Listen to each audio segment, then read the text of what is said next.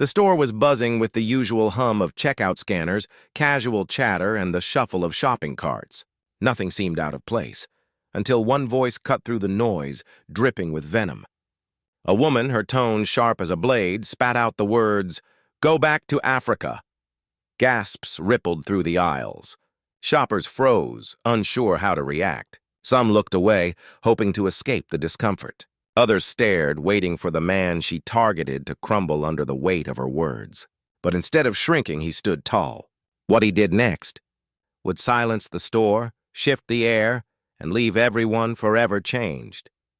The man at the center of it all was ordinary in the eyes of strangers. Just another customer buying groceries on a quiet afternoon.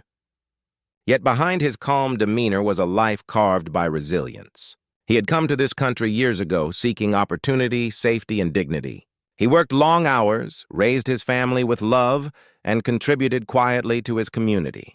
To most, he was just another face in the crowd, but racism rarely asks who you are. It strikes suddenly, indiscriminately, and often in places where people least expect it. That day, it happened in a suburban grocery store, a place people go for bread, milk, and small talk, not for moments that test the very soul of humanity. The woman who hurled the insult was no stranger to bitterness. She had been complaining loudly before, about prices, about the wait, about the world not bending to her will. Yet when her eyes landed on the man, her frustration shifted into something uglier. A glance at his skin, his accent when he thanked the cashier, and suddenly she had found her target. The insult was loud, sharp, deliberate. It wasn't the first time he'd heard words like those, but it was the first time in this setting, with dozens of eyes on him, strangers who now waited to see how he would react. Would he argue? Would he shout? Would he walk away in silence? As seconds ticked by, the weight of the moment grew heavier. The store wasn't just a grocery store anymore.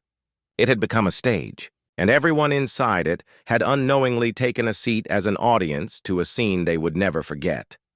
The silence stretched like a wire pulled too tight. The woman smirked, satisfied with her cruelty, while some customers shifted uncomfortably, torn between speaking up and staying silent.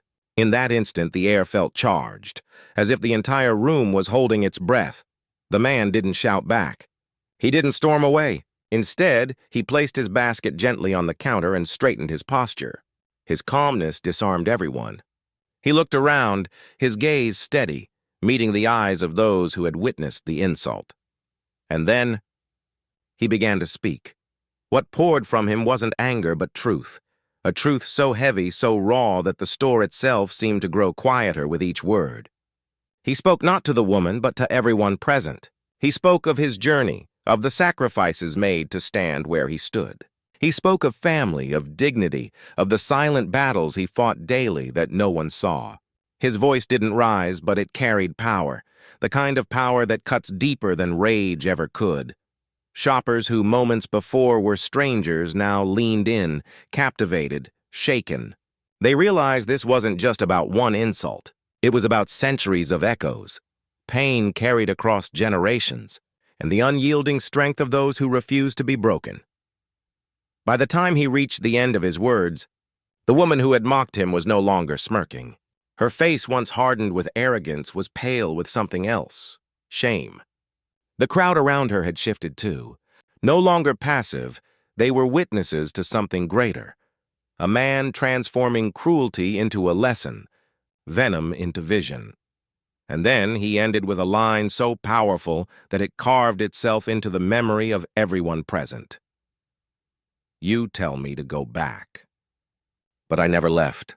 This is as much my home as it is yours, and every day I'm here I choose to build it, not break it. The words hung in the air like a bell that refused to stop ringing. Eyes brimmed with tears. Even those who thought themselves hardened to injustice felt the tremor of truth ripple through their chest. The moment had become larger than the insult, larger than the store, larger than any single person. It was humanity itself laid bare. The woman lowered her eyes, unable to meet his. No one applauded, no one cheered, but the silence spoke louder than any noise could.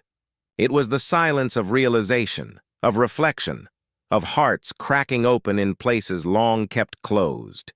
For the man, It wasn't victory he sought. It wasn't about humiliation or triumph. It was about planting a seed of awareness that might grow in the minds of those who had watched. And indeed, as people went home that day, many carried his words with them. Some spoke of it with family, others replayed it in their minds. Even those who remained silent in the store felt compelled to act differently the next time they witnessed injustice. That's the hidden power of moments like these. They don't just end when the shopping bags are filled or the doors close behind you. They ripple outward. One man's dignity can shift the course of another person's conscience. One act of resilience can expose the fragility of hatred. Racism doesn't always arrive with violence. Sometimes it comes as a sentence tossed carelessly across a checkout line.